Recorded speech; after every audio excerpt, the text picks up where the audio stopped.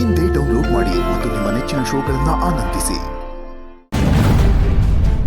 ಹೀಗೆಲ್ಲ ಆಯಿತು ಅಂತ ಇಷ್ಟು ಫೀಲ್ ಮಾಡ್ಕೋಬೇಡ ಸುಮ್ಮ. ನಾಳೆ ಹೇಗಿದ್ರು ಪೂಜೆ ಮಾಡ್ತಾ ಇದೀವಲ್ಲ, ಅದು ಮಾಡೋದ್ರಿಂದ ಎಲ್ಲ ಸರಿ ಹೋಗತ್ತೆ ಅಂತ ದೊಡ್ಡವ್ರು ನಂಬಿದ್ದಾರೆ. ನಾವು ಅದೇ ನಂಬಿಕೆ ಇಡೋಣ.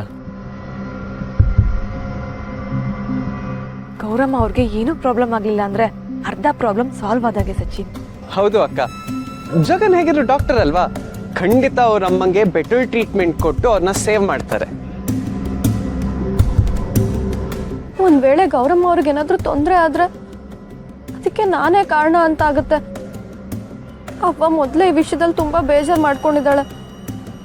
ಅವ್ವನ್ನ ನೋಡಿದ್ರೆ ನನಗೂ ತುಂಬ ಫೀಲ್ ಆಗ್ತಿದೆ. ಸುಮಾ, ನೀನು ಅವ್ವ ಯೋಚನೆ ಮಾಡೋದು ಬಿಟ್ಬಿಡಿ. ಬೆಳಗ್ಗೆಯಿಂದ ನೋಡ್ತಾನೆ ಇದ್ದೀನಿ, ಆಗಿದ್ದಕ್ಕೆಲ್ಲ ನಾನು ಕಾರಣ ಅಂತ ಹೇಳೋದೇ ಆಯಿತು. ಇಲ್ಲಿ ನೋಡಿ ಸುಮಾ, ಕೆಲವೊಂದು ಘಟನೆಗಳು ನಮ್ಗೆ ಗೊತ್ತಿಲ್ದಿರ ಆಗೋಯ್ತವೆ.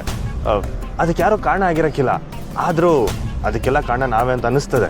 ಈಗ ಇಲ್ಲ ಈ ಥರದ್ದು ಅದೇ. ಪ್ಲೀಸ್ ಸುಮಾ, ಇದ್ರ ಬಗ್ಗೆ ಯೋಚನೆ ಮಾಡ್ತಾ ನೀನು ಡಲ್ ಆಗಬೇಡ. ನೀನು ಹೀಗಿದ್ರೆ ನಂಗೆ ತುಂಬ ಕಷ್ಟ ಆಗತ್ತೆ. ಬೆಳಗ್ಗೆಯಿಂದ ಪುಟ್ಟವನು ಹೀಗೆ ಬೇಜಾರು ಮಾಡ್ಕೊಂಡು ಕೂತಿದ್ದಾರೆ. ಸುಮಾ, ಆಗೋದೆಲ್ಲ ನಮ್ಮಿಂದಾನೆ ಅನ್ನೋದಾದ್ರೆ ಸರಿನೂ ನಾವೇ ಮಾಡ್ಬೋದನ್ನ.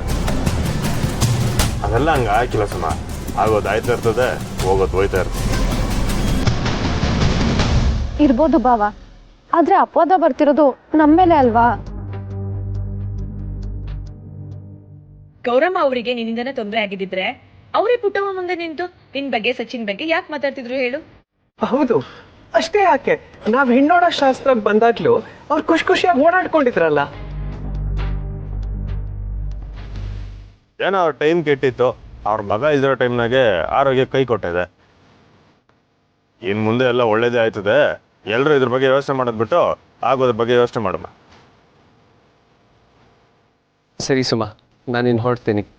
ಎಲ್ಲರೂ ನಾಳೆ ದೇವಸ್ಥಾನದಲ್ಲಿ ಸಿಗೋಣ.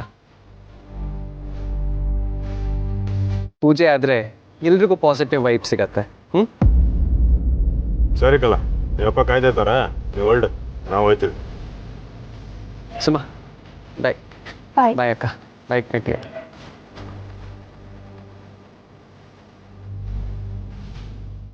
ಸರಿ ಸುಮಾ, ನಾವು ಹೊರಡ್ತೀವಿ. ನೋಡು, ನಿಮ್ದೆಲ್ಲ ಯೋಚನೆ ಮಾಡಿಕೊಂಡು ಈ ಪುಟ್ಟು ತಲೆಗೆ ಟೆನ್ಷನ್ ಕೊಡ್ಬೇಡ, ಸರಿನಾ? ಆರಾಮಾಗಿರು.